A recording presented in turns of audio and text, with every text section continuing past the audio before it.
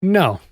Ever since the Switch 2 came out and I started making content on it, I've gotten this comment a lot. Just get a Steam Deck. Or something along those lines. So, I bought one. Well, not actually. I have an ROG Ally Z1 Extreme, my original one from like 2 years ago. It has Steam OS on it, so I figured it's close enough, right? Cute comments about how wrong and stupid I am. Basically, I wasn't going to buy a whole new handheld PC for this video when I could just use this. And I have been using these kinds of devices for a long time now, all the way back since the GPD Win 1. If you play that thing for more than 20 minutes, it would literally melt your hands off. But anyways, it's safe to say that some people don't like the Nintendo Switch 2, whether it be the price of the accessories and games, the game key cards, the sort of lack of innovation. This console isn't perfect by any means, but I do still like it. I think the price of the console itself is good, especially for the performance you're getting. I like the magnetic Joy-Cons, the bigger screen. The overall build quality is so much better than the Switch 1. It really does feel like a premium console, especially compared to the Switch 1. In my opinion, this is everything I wish the Switch 1 was. So, why do people keep telling me to buy a Steam Deck and just throw this thing in the trash? I blame Nintendo for not putting all the information about the console in the Switch 2 Direct. This was an hour-long Nintendo Direct about the Switch 2, and nowhere did they mention the game key cards, the price of the console, the price of Mario Kart, or even the specs of the machine itself. This led to the community having to piece everything together, leading to a lot of misinformation, which in turn led to a lot of gaming news outlets creating articles with misleading headlines. This, quite frankly, caused there to be a lot of misconceptions about the Switch 2 before it even released. But the big one is the idea that Nintendo can brick your Switch 2 and that you do not own it. I still see this comment everywhere online, even in my own videos, to this day. Now, I am no legal expert by any means. I'm actually quite stupid, but I actually wanted to take a look at the Switch 2 EULA and see what it actually says. Specifically, these snippets from section 1. Without limitation, you agree that you may not A. Publish, copy, modify, reverse engineer, lease, rent, decompile, disassemble, distribute, offer for sale, or create derivative works of any portion of the software. B. Bypass, modify, decrypt, defeat, tamper with, or otherwise circumvent any of the functions or protections of the console or the software, including through the use of any hardware or software that would cause the console or the software to operate with any unauthorized, illegal, or pirated software or hardware. And then going a bit further down in the section, it states, you acknowledge that if you fail to comply with the foregoing restrictions, Nintendo may render the console and or the software permanently unusable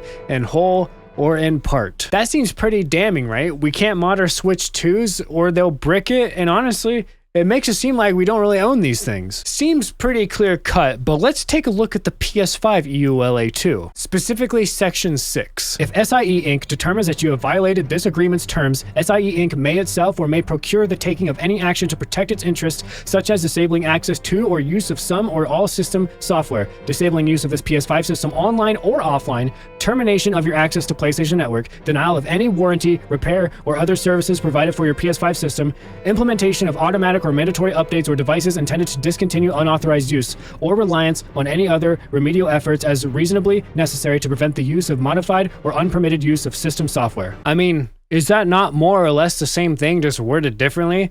They actually straight up say that they can disable the use of your PS5 online or offline. And this isn't anything new either. Let's take a look at the Wii's EULA from June 22nd, 2010, specifically Chapter 2. Your Wii console and the Wii Network service are not designed for use with unauthorized software, services, or devices, or non-licensed accessories, and you may not use any of these with your Wii console or the Wii Network service. Such use may be illegal, voids any warranties, and is a breach of this agreement. Such use may also lead to injury to you or others, or cause performance issues or damage to your Wii console or the Wii Network service. We and our licensees and distributors are not responsible for damage or loss caused by unauthorized software, services, or devices, or non-licensed accessories. We may take steps to disable or delete any unauthorized software, services, or device installed in your Wii console, for example, by detecting and disabling them through the Wii Network service and or game software. If we detect any unauthorized software, services, or devices, your access to the Wii Network service may be disabled and or the Wii console or games may be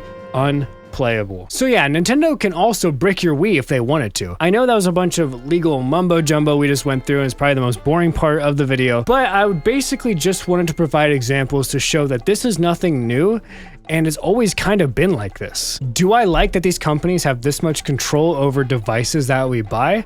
Of course not. But to say that Nintendo is the only one putting this in their EULA when they all basically do it is just hypocritical. I've also yet to find online or anywhere a case of somebody having a bricked console. Of course, I've seen people get console banned for using MIG switches or having used them before on their Switch 1, but that's just for online services. The console is still functional. If anybody has any example of this happening, I would love to see it. That was quite the rant, but you can kind of see how not being upfront and transparent about a console you're releasing can lead to this kind of thing. I think this plus the prices of the accessories and the games is what led to the whole just buy a Steam Deck mentality. Not that it's a bad one, because the Steam Deck and PC handhelds in general are pretty sweet. Getting a Steam Deck is not a bad option by any means. They start at $400, sometimes even cheaper on sales or used, and you have full access to Steam by default. Of course, not every game will work on these things, but having access to Steam sales, a clean operating system, and still having the customization of PC gaming is pretty great. You can also dock these PC handhelds like a Switch, but it's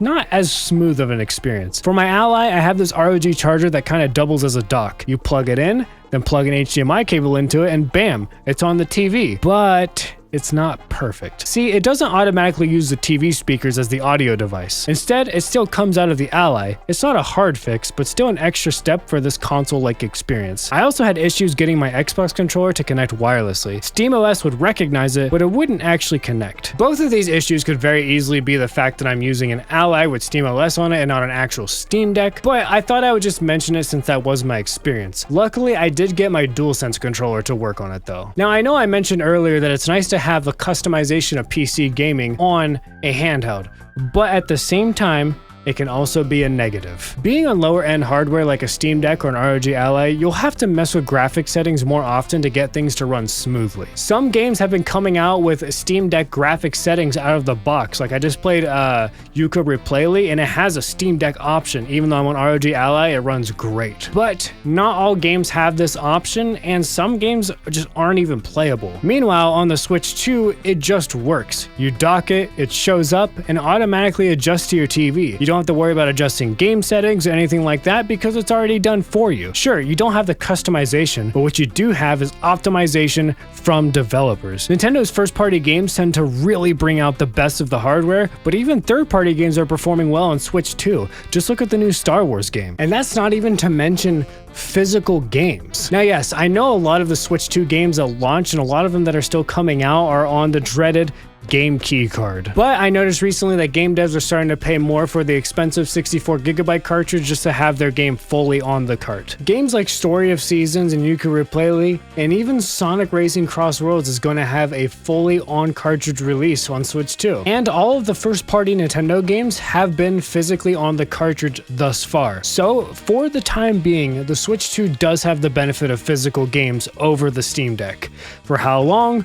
Who knows? But I'm going to enjoy these physicals for as long as I can. While that is a benefit for the Switch 2, I also want to mention a benefit for SteamOS or PC handhelds is emulation. These things are pretty powerful, can even do some Switch, Wii U, and even PS3 emulation. It's actually really impressive, and I do recommend it as a way to play older games because it's honestly fantastic. I also wanted to mention that for $50 extra, the Switch 2 comes with Joy-Cons, which double as a controller, and a dock with the console itself. The only downside to this is Joy-Cons and the dock are stupid expensive.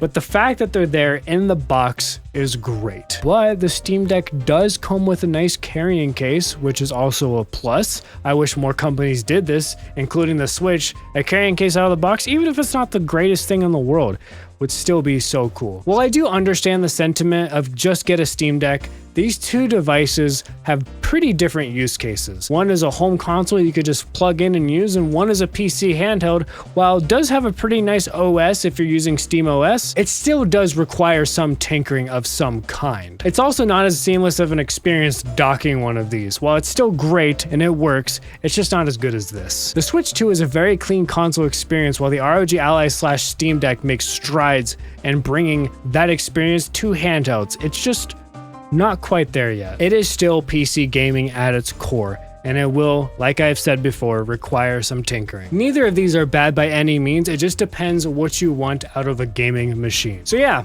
just buy a Steam Deck or an ROG Ally, or a Switch 2, whatever you want. It's your money. Do what you want. Because honestly, both consoles are great in their own ways. Let's just enjoy video games together because none of these companies care for us, and they never will. Anyways, I hope you guys enjoyed this video, and I'll see you in the next one. Bye.